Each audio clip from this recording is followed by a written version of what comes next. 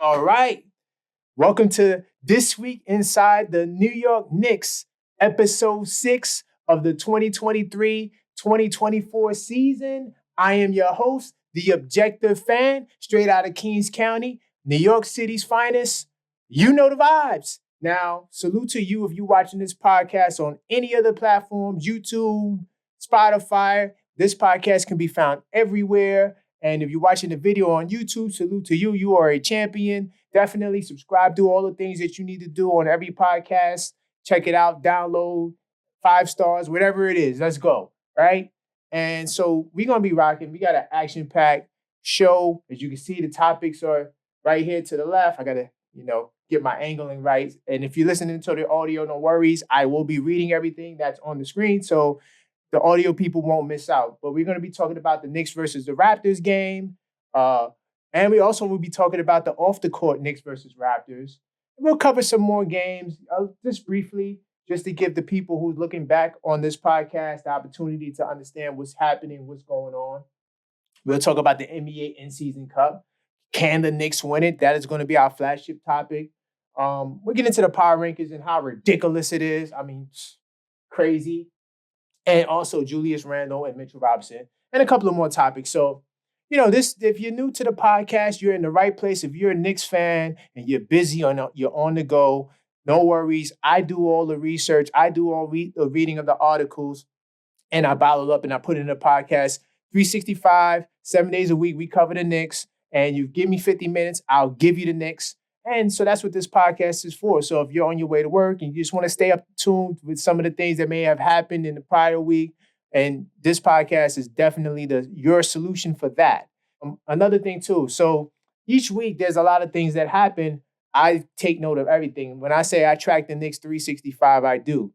And if you want to read more, and if you're more importantly, if you're looking from the future into the past, you can easily find all the information from each Knicks season, each episode, and the notes will be listed. The website, still not done yet. I'm a one-man show, but I'm working on it actively, hard, and it'll be done. It'll be done, but all the notes will be on the website, so you could always refer back, right? So without any further ado, let's jump into research mode. Oh, and the whole search still continues to those, that I want to know, because I've been talking about it every episode. Just haven't really been able to get people that are consistent, even just to show up to their initial meeting. So it's kind of hard, when you're starting out and trying to connect with people. But if you are interested in hosting the podcast and you like the Knicks, you love the Knicks, you bleed orange and blue, yeah, pun intended, check out the merch. But yeah, if you definitely, if that's you and you want to host a podcast and you think you'll be a good fit, or you know someone that would be a good fit, send me an email at info@theobjectiveknicksfan.com. As you can see, the website is to the side of me. I got to get used to this now.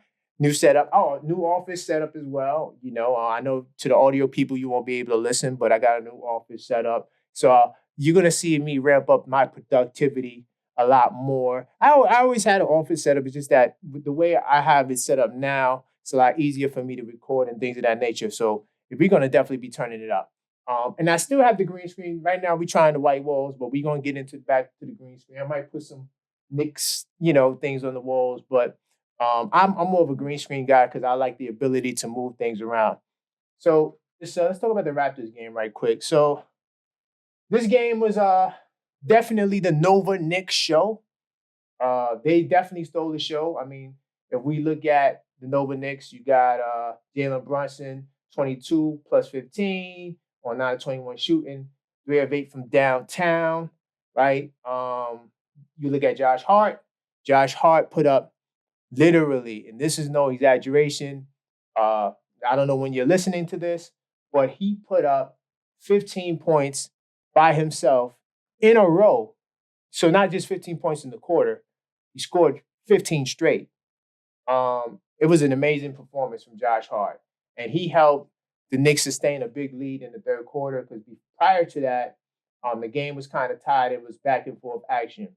And then, of course, Dante DiVincenzo started out the game. He came into the game looking to drop bombs. He was just hitting from downtown, 7 to 9 from threes. So this game was the Nova Knicks feature show. Um, who else? I don't mention the Julius Randle. Randle, he had knee soreness, and so we talked about this before on the podcast. And because the season's ongoing, and we talk about literally everything that has to deal with the Knicks. Right now, we're looking at knee soreness from Randle. And that can be something of concern as the season progresses.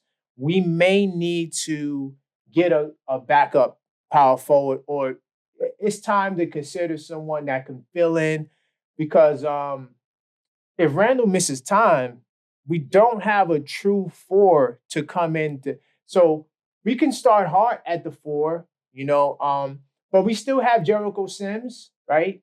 He spent some time at the four. I mean, he's 6'10", 250, right? Solid. He could play the four. He's athletic enough to play the four. He doesn't have slow feet, and he can defend a little bit on the outside of the paint. I'm not gonna say he's a perimeter superstar. I'm not saying that at all. But I think I'm comfortable with him defending more so than anybody else besides Josh Hart and the smaller guys, of course, because they defend the perimeter. But another option, and we talked about this too, is Hartstein and Mitch, a tandem like that. I think that's something to consider. Then bring Sims in the, as the backup center. But the Knicks are going to have to really shore up that power forward spot. And then if you look at the remaining of the roster, you don't really have anybody that can come in and play. These are all guards. See, McBride to those that can see the screen. Fournier, Jeffries, Arcidiacono. So we don't really have these. And now we do have Jacob Toppin, who is in the G League system. They might have to consider bringing him up. Let's see. Any more from this game that I want to touch on?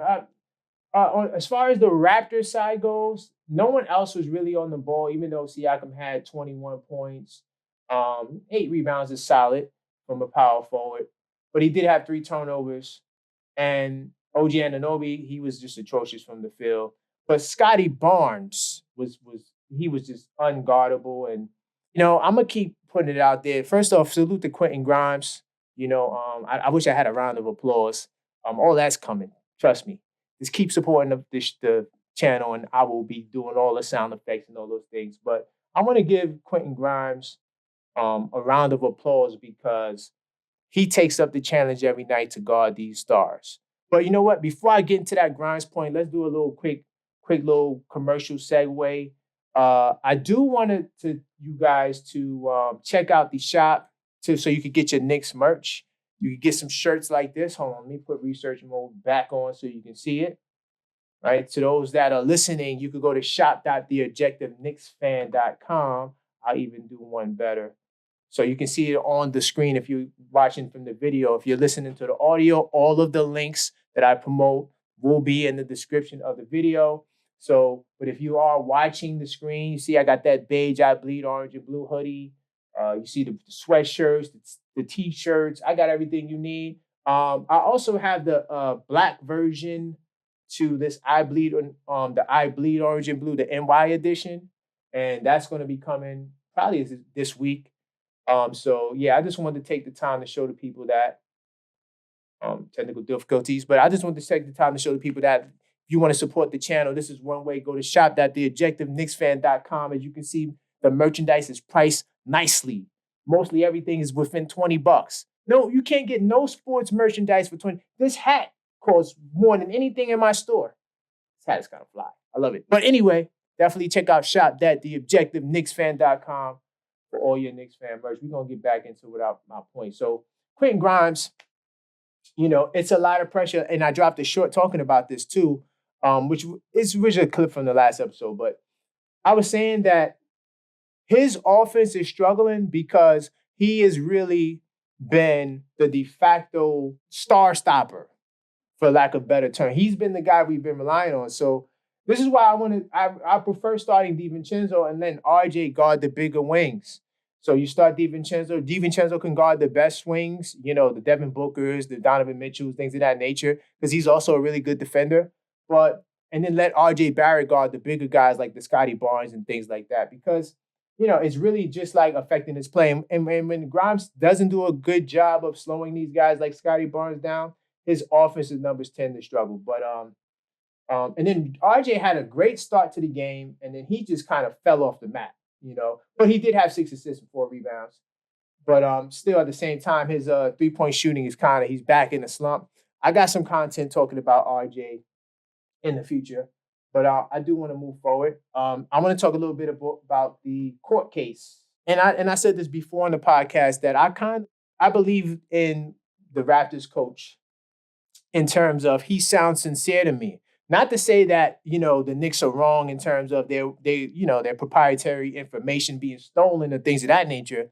I'm just saying that this guy here, he every time he speaks on the matter or he's asked about the matter, he vehemently denies it, right? So he says, Stephen Bondi from the Post, which is what this article is. I have a quote here in my notes. He says, he asked the Raptor coach about the Knicks lawsuit, right? And then he says, we explain what happened or what did not happen. I know who I am. I know my integrity. I know who I represent. I'm really looking forward to this to be solved and everybody to find out the truth. I've got nothing to worry about. So he's doubling down, tripling down. Look, I didn't do nothing wrong. And his first quote was the reason why I take him seriously is because he said that I wasn't raised like that. I always said if I'm innocent, I'm just going to deny it flat out. That's just who I am. And he's been keeping that same energy. Let's see, anything else? That's all. I mean, nothing more. We still waiting as the investigation folds. I mean, a lot of this stuff in this article you can read out. We touched on a lot of this stuff last week in detail, but the Knicks and the Raptors played, so of course it was going to come up. But like I said, I believe in what he's saying, that the coach is saying. That doesn't mean that the Knicks' rights wasn't infringed upon. Now, moving forward, in terms of Julius Randle and his knee soreness, let's see if I have some up there. I think I do. Okay, so Julius Randle, hold on. Before I move to, let's just see what this is. Oh, yeah, this is more stuff. Yeah, we talked about this last week because they were highlighting, because the Knicks were, anytime, the Knicks and the Raptors are going to play, this lawsuit's going to come up. So you can just check this out. All this stuff will be in the notes. I'm going to move forward to Julius Randle's knee soreness. Now, he's been playing every game this year, but it's going to come to a point in time where Randle's going to have to sit out. So I have a quote here. Randle's among the league leaders in minutes since joining the Knicks. I'll play all the time. You all should know that by now, Randle said. I think it's more, we just love to play. It's not really about load management. We just love to play basketball. Me personally, I love to play basketball. So if I can play, I'm going to play. And, once again, people always, and I wish I had my round of applause. I'll just clap like that for now.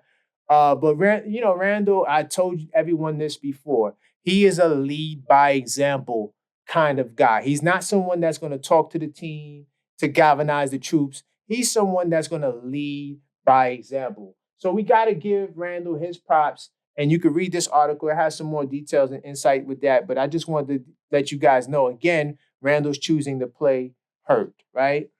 Let's see. Okay, yeah, and I got some more lawsuit stuff here. Yeah, we covered a lot of the lawsuit stuff last week, so I don't want to really talk about it more because there's no real new details. More is just talking about Asa Tom and stuff like that, the 21-page lawsuit, And like I said, a lot of this stuff is resurfacing because of what's happening with the Knicks and Raptors. But that's all for that game. I just want to move forward. So we talked about the lawsuit and we talked about the Raptors game. Let's see. These other games, the Pistons game was a wash. The only good thing I would say about this is that Jalen Brunson actually passed Walt Frazier for the most 40-point games, the second most 40-point games behind Richie Guerin. I think Richie Guerin has 14. Jalen Brunson has 6. So he surpassed Clyde. They were tied at 5.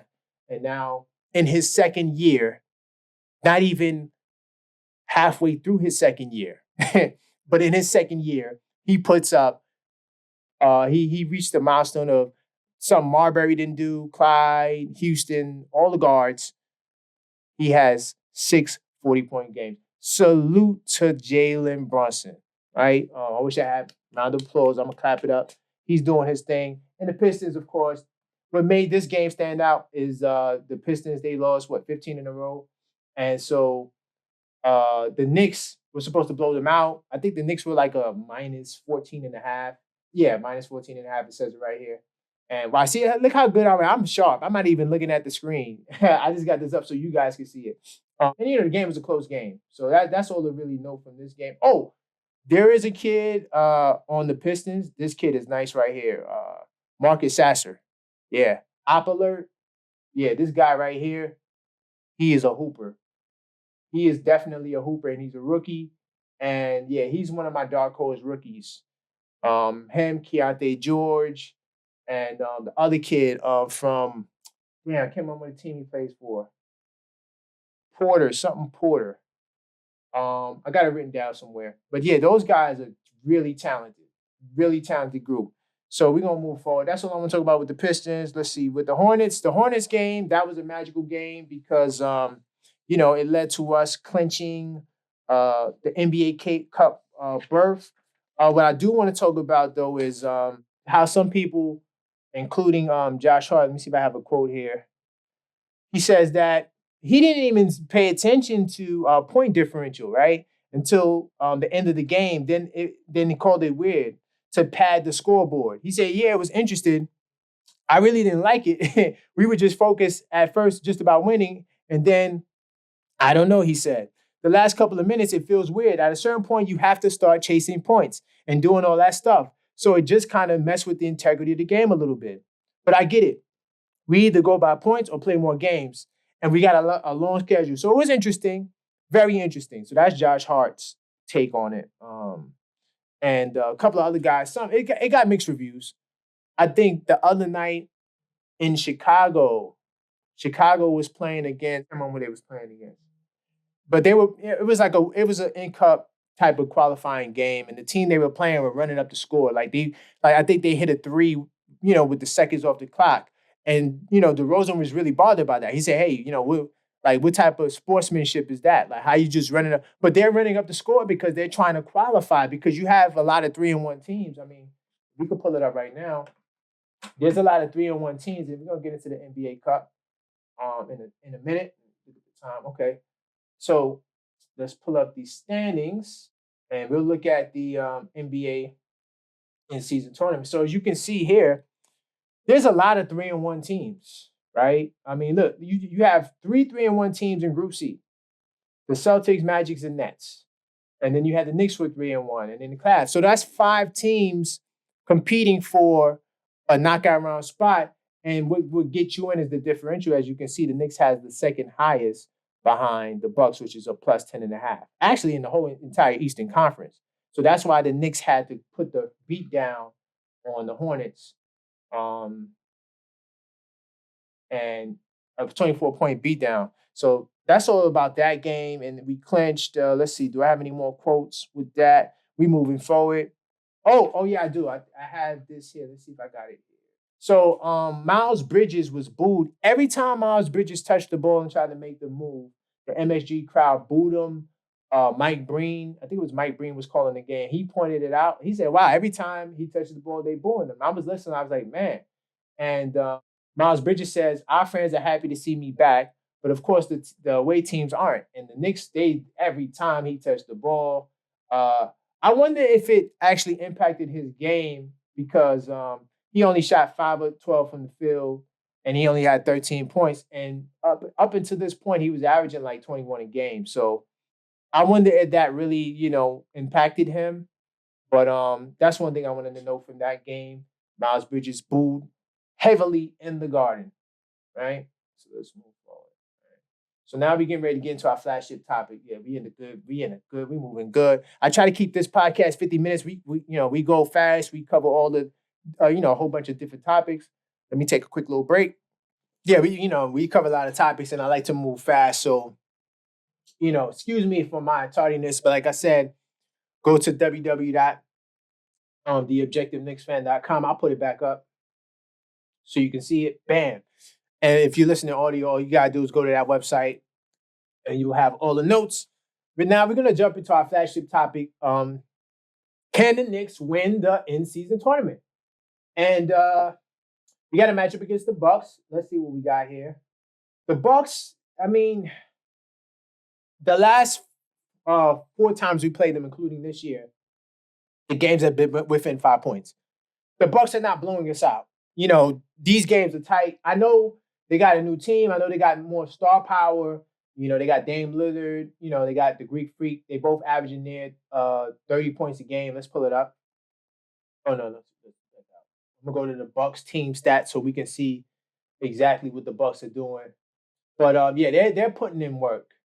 But I'm going to talk about some of their vulnerabilities, and we'll also go to Basketball Reference as well, because I just want to get an update as to what their stats are looking at like this season. So you got, Giannis averaging, oh, wow, they dropped. Okay, so the last time I checked their stats, they were both close to 30 a game. So you got Giannis with 29.9, Dame with 25.5. No real scoring after that. Bobby Portis kind of fell off the map. This year, NBA, if Emmanuel Quickley is not sixth man of the year, I will do something drastic, okay? You got these guys out here who you're saying Emmanuel Quickley is that guy. NBA, listen to me. Emmanuel Quickley deserves to be sixth man of the year. His stats ain't dropping. He's going to put up around anywhere between 14, 15, 16 points. He's not going to do this. He's not going to drop down, or should I point this way? He's not going to drop down to what Bobby Portis, who's not even, Bobby Portis is what, top 5 on his team, right? He's supposed to be the 3rd scorer on his team. But I digress. So that's what you're dealing with the Bucks. We're going to pull up their O's. We're going to pull up their Basketball Reference, okay? All right? We're going to pull up that Basketball Reference, and we're going to see exactly what the deal is, all right?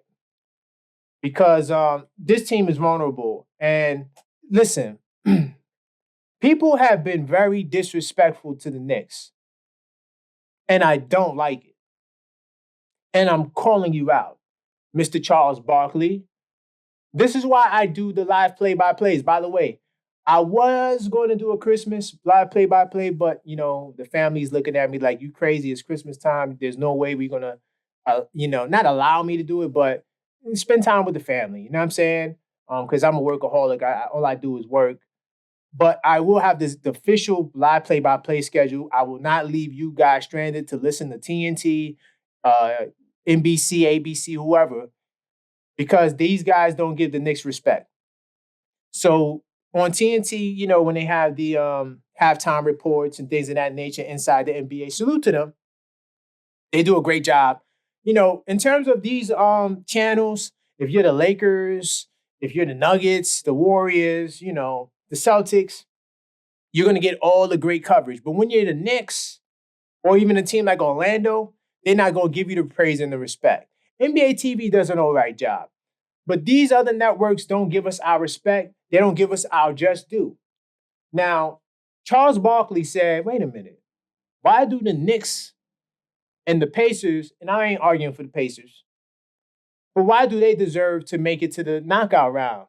It should be those 2 teams. And he was talking about Philadelphia, and he was talking about Philly and Miami. So it's supposed to be those 2 teams, right? You know what? Before I even jump into this Bucks stuff, hold on, we're going to pull up the Bucks, though. Let's pull them up. Let's see. Milwaukee Bucks. Before we even jump into this Bucks stuff, we're going to pull up the standings again. I got it right here, right? But I want the real standings, okay? Not the NBA Cup standings. So, this is why I love to withhold my judgment. And this is why, especially early in the season, I learned this real quick, real early. Don't get too high on your wins. Don't get too low on your losses. Because the season is still taking form. So all of these teams, right? You had, who you had up there? The Nets was up there. The Hawks was up there at one point. Some of these teams were high up, right? Oh, wow, they're doing their thing. Even Indiana was higher up, right?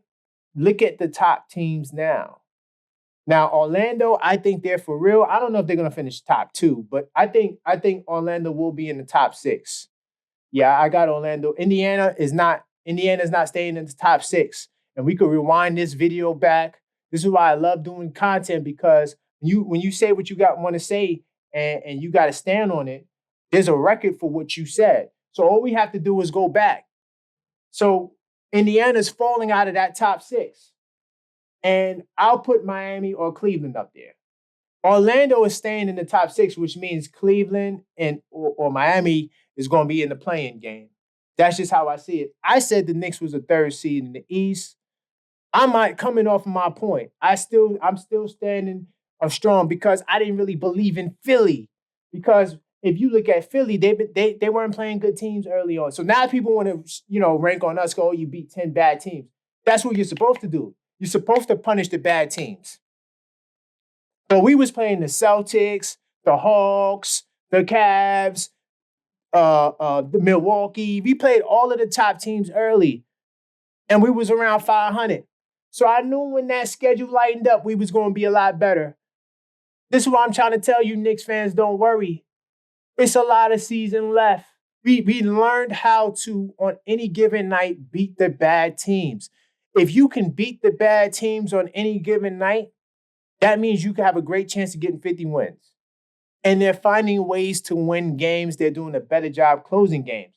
So when Mr. Charles Barkley said, oh, yeah, the Heat and Philly, look at what we tied with Philly right now. But look, let's look at Philly's last 10 games. They're 4-6 in their last 10 games. We're 7-3 in our last 10 games. That means that we're two ships going in the opposite direction. Philly is going down. We're going up. Mr. Barkley, Mr. Arenas, Gilbert Arenas. Oh, yeah. They got the Knicks and the Pacers. That's easy. Really? This is what I'm saying. And salute to Gilbert Arenas. And like I said, all these guys, they do a great job talking about NBA. They former players. They know the game. I will never pretend to act like I know more about playing basketball than Gilbert Arenas. But you see this right here? And you see this right here? He don't know more about this than me. I cover the Knicks every day without fail. Only the Knicks. And I also do cover the NBA too for another channel. Salute the House Called Sports. But I cover the Knicks. I bleed this. So yeah, they may know more about the NBA. And to be honest, I know a lot about the NBA too. I try to watch at least 2 games a night besides the Knicks games. So I can stay on top of my stuff. So I know what I'm talking about. But the Knicks are getting to where I said they're going to be. I think we're going to be top 3, could be top 4, but I think it's going to be top 3. And let me tell you something. I want them Celtics in the second round. And I'm even tempted to say I want these Bucks in the second. You know why I'm saying this? Because we're going to get back into the Bucks, right? I just had to address the disrespect for the Knicks from some of these people. Like, oh, the Knicks is going to be this walk in the park. The Knicks are going to be this walk in the park. Like, come on, give me a break. So we're going to pull up the Milwaukee Bucks 2024. We're going to look at some of their stuff. We're going to do some game previews, right? So the game is Tuesday in Milwaukee. There's a lot of doubt, right, in terms of our ability to beat the Knicks. I mean, the Bucks. Look what they say. Knicks in-season tournament reward comes with a Bucks punishment. After the Knicks face the Bucks on Tuesday in the quarterfinals of the inaugural NBA in-season tournament, with rival Heat will be playing sub-500 Raptors on Wednesday, right? Cavaliers, I don't care about none of these teams that lost. The Knicks aren't being rewarded for advancing anything. They're being punished. This is what they're writing in the New York Post. And this is why I don't just talk about the Post articles anymore. I used to have a lot of Posts because the Post writes the most on the Knicks. And even though they do it, like, the Post does a great job of covering the Knicks. But there's a lot of negative commentary.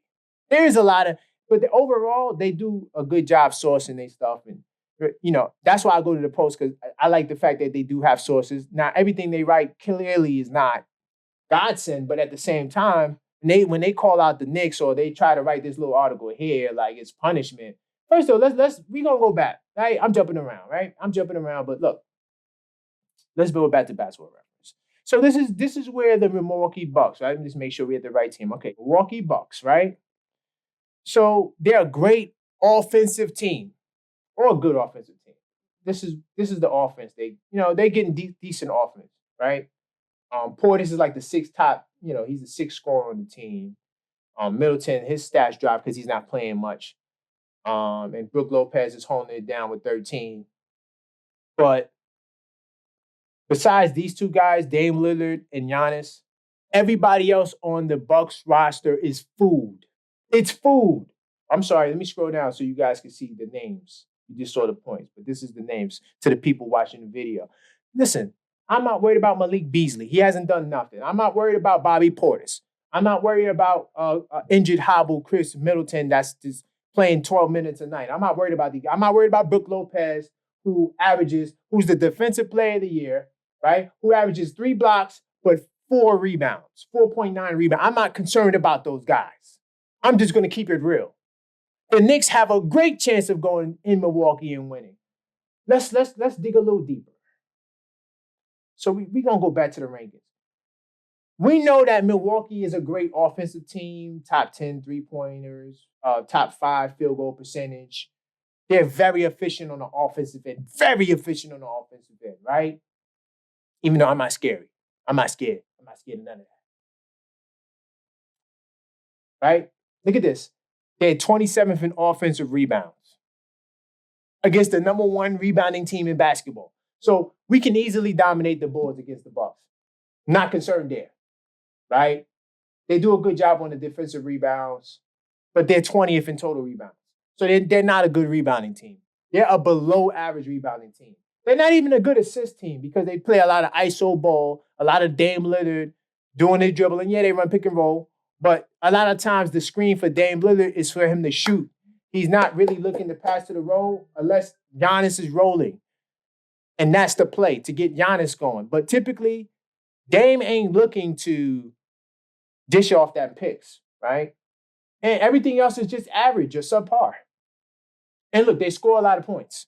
Let's look at what they do on the opposing side, right? And let me scroll up a little bit so you guys can see it. So they don't do a good job. They do a less than average job at, holding teams at a good field goal percentage, right? They're 16th in that. Opponents, they're about 16th in 3-point defense. So if the Knicks is lighting it up, the Knicks have the capability of lighting, especially with the Nova boys. The Nova boys is coming they want all the smoke. We're not worried about Milwaukee.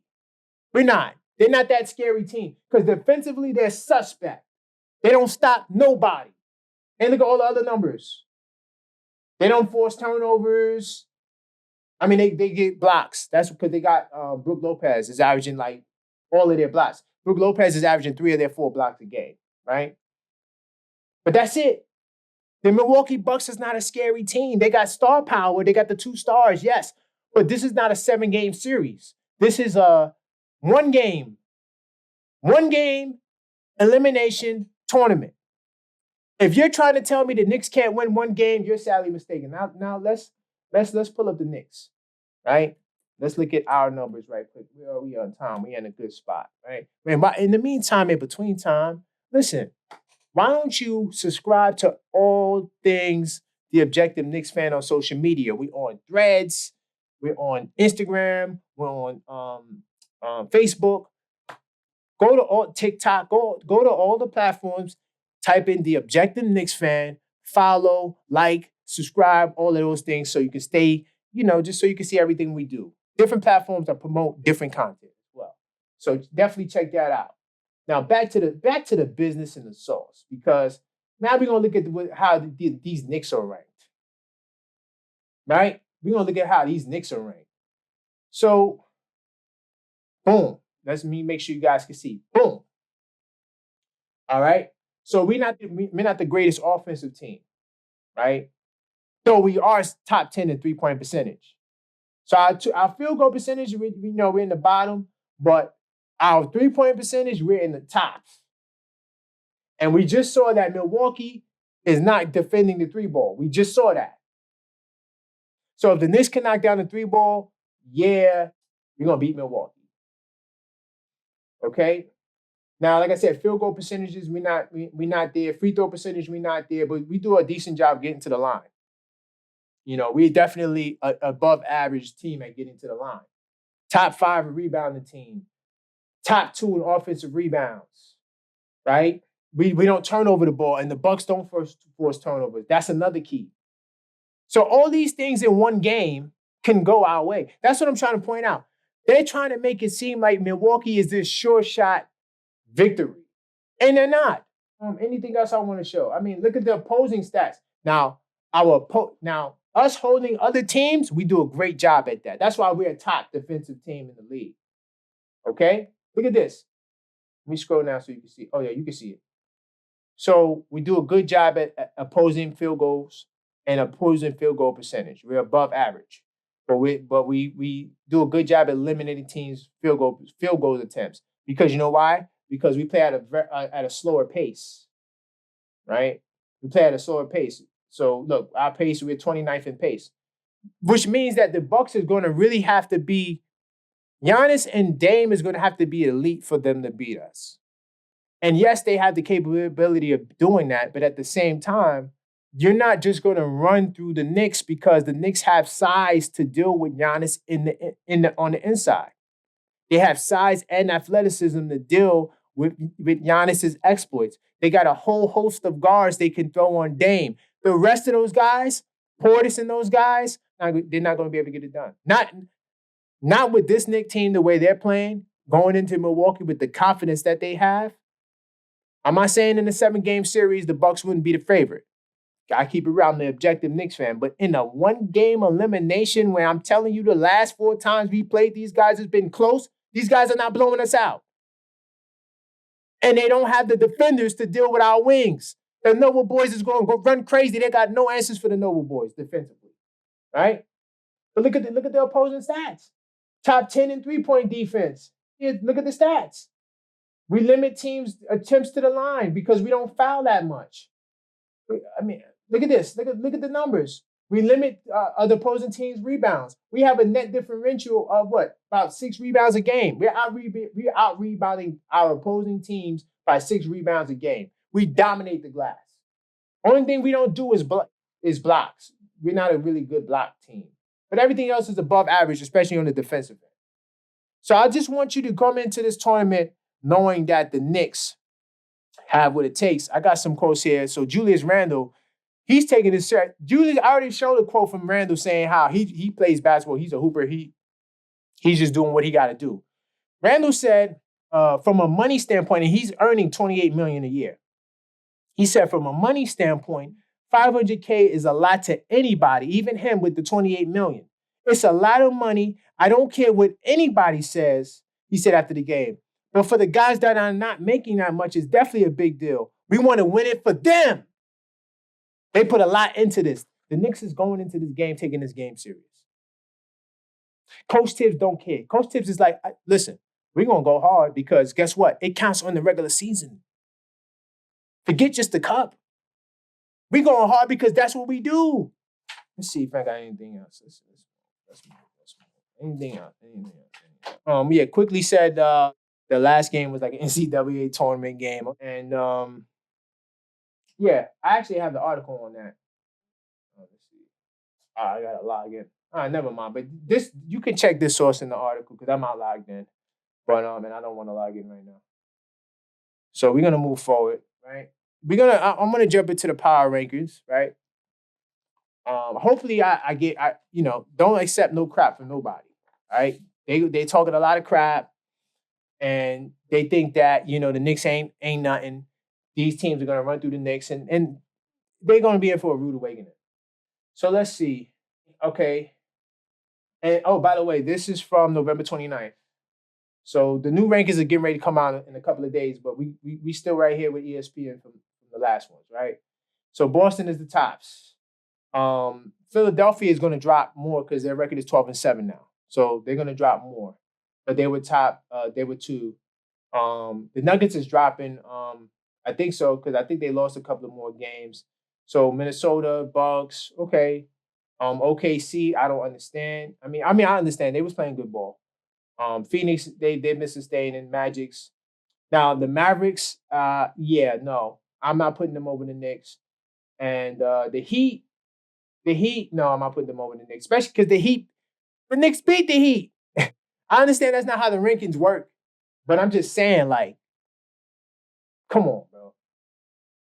We got all these teams. Like, all right, so look, I know that these standards are more up to date than the rankings, but at the same time, okay, all right. So let me just go down to the Knicks. They got the Knicks here at 14. Blowout win on the Hornets. Knicks got themselves in the wild card Eastern Conference. All that don't matter. We dropped 4 spots. We blew out the Hornets to go to the Cup. We got to the wild card, right? And I'm trying to understand, how does that drop us 4 points to get to 14? They got the Pelicans here with a 9-9. I mean, yeah, they did make the tournament. Lakers, they clinched the tournament. Sacramento clinched the tournament. Miami didn't clinch the tournament. So this, you know what this shows me? They don't care about the NBA Cup. Let me know what you think in the comments. Last week, up until this point, this is after the Cup birth. They're saying that the Knicks are 14th out of all of these teams. Crap. Let's jump into some word of the street. Am I logged in? Yes, I'm logged in. All right. So we're going to go from here. Let's see. Did we talk about this last time? Yeah, we did. We talked about. No, we didn't. Actually, no. So last week's episode, it was leaked by one of the, because it was a live episode. So one of the supporters came into the chat and said that, hold on 1 second. They said that there's rumors that the Knicks would trade for him. And it was reported. I mean, we actually covered this in the preseason or the off-season edition of this podcast. And they were saying how, there's a new rumor that they're considering this deal. Like, this deal might go down for Fournier and some picks or something like that, right? Some second-round picks. So I asked the question. This was after last podcast, so we're going to talk about it now. Do you think the Knicks should make a move for Bojan Bogdanovic of the Pistons? Right? To those listening via audio, that's what we're talking about. So 261 Knicks fans voted. And I'm going to say no, because I didn't like the move. But it's slightly tilted towards yes. 51% of these 260 fans say yes. 41% of them say no. I'm one of them, no. And then 8% say I don't know. So Knicks fans are kind of like sure of where they stand. And a good majority of them believe that they should trade for Bogut. I don't know why. Crazy. Then the Hornets game, of course. So now we clinched it, right? So I asked this question after we clinched the World Cup, the NBA Cup spot. I said, attention Knicks fans, with the Knicks clinching the NBA Cup knockout round spot, how far do you think the Knicks can go? I'm going to say they can win it. Because to be honest, what I'm seeing, on any given night, any team can be beat. And you got to bring your A game. And I think the Knicks can bring their A game, right? So 43% of Knicks fans are very confident. They say that the Knicks can actually win the entire cup, which is great.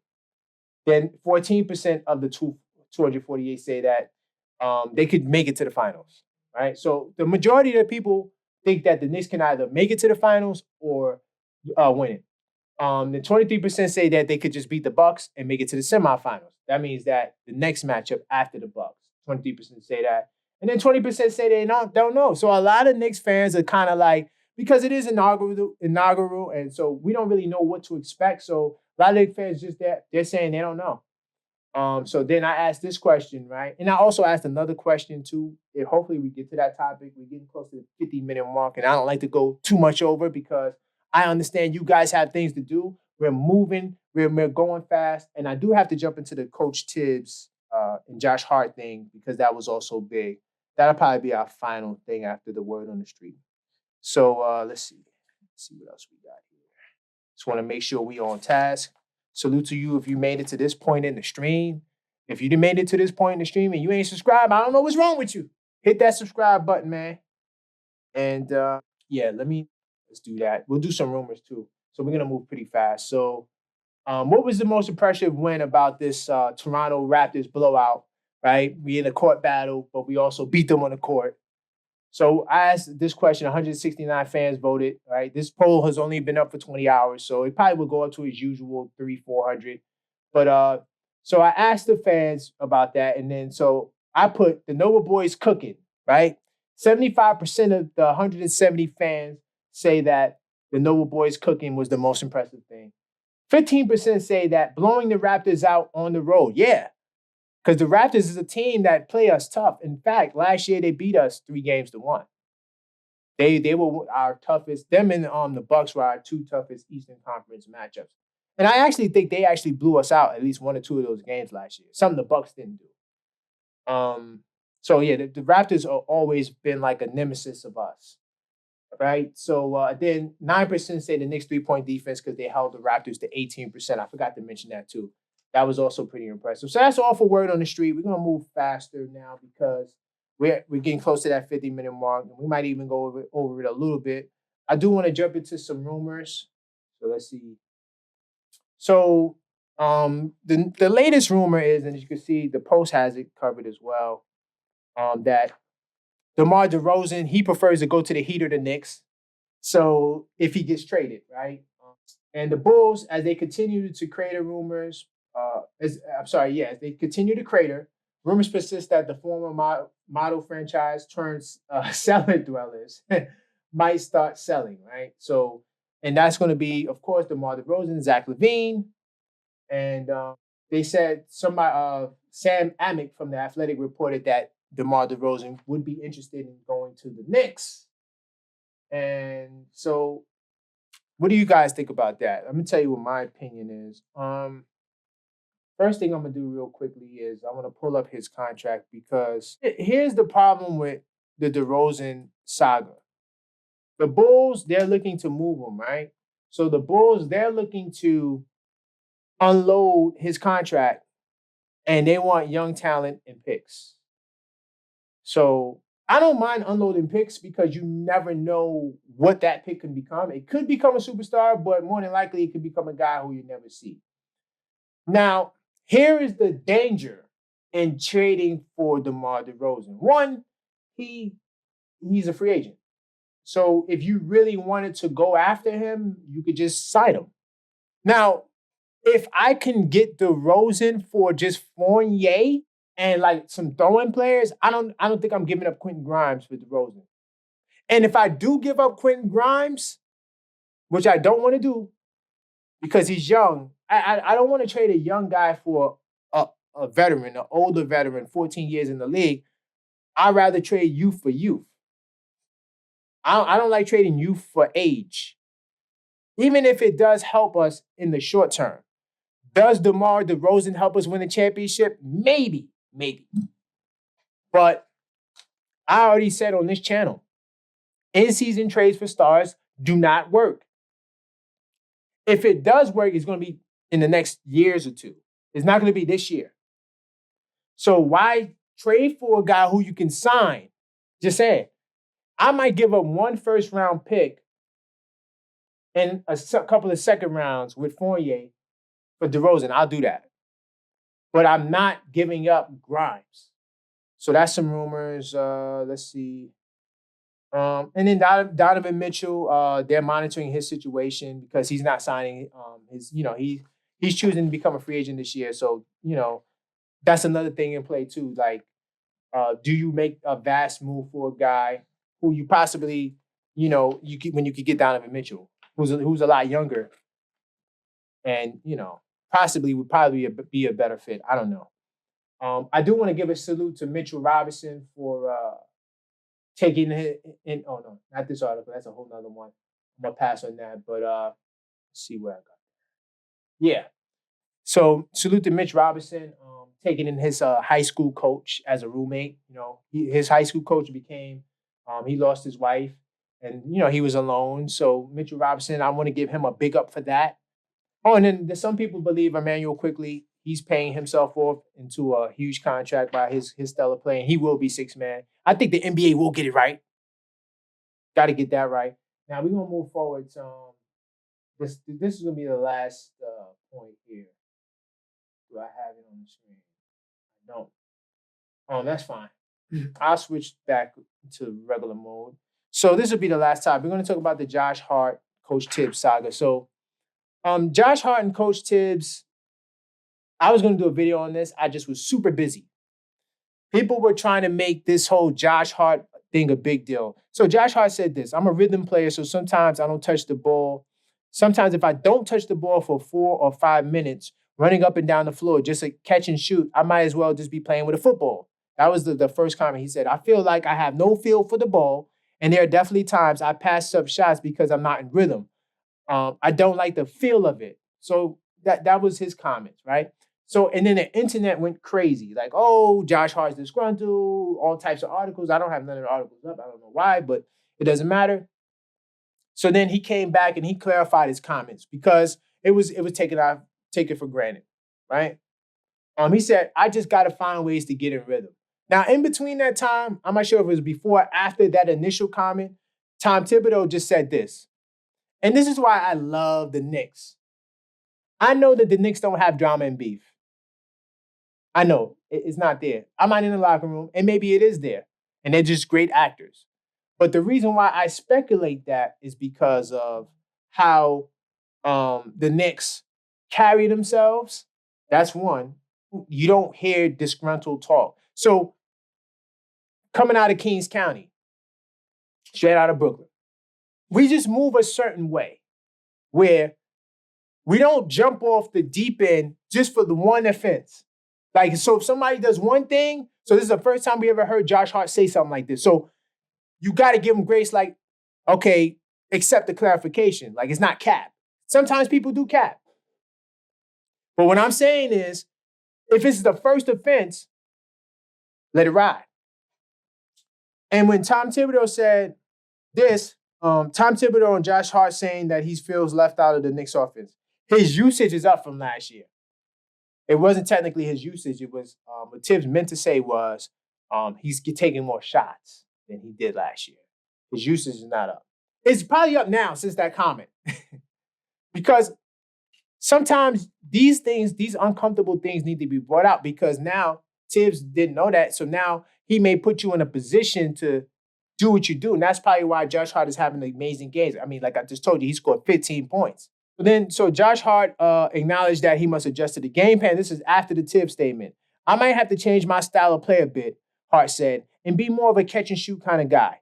It really depends on what the team needs. And if that's my role and my job is going to be that this year, that's what I have to do. I have to make the most of the situation and make the most of the minutes that Thibs gives me. See that right there? See that response? That's not cap. So when this first came out, I already knew that people were going to jump out the deep end. There's no trouble in paradise. Josh Hart is not disgruntled. Right? So let me see. Let's move forward. And then this is the final thing I'm going to touch on. This is what Josh Hart said recently.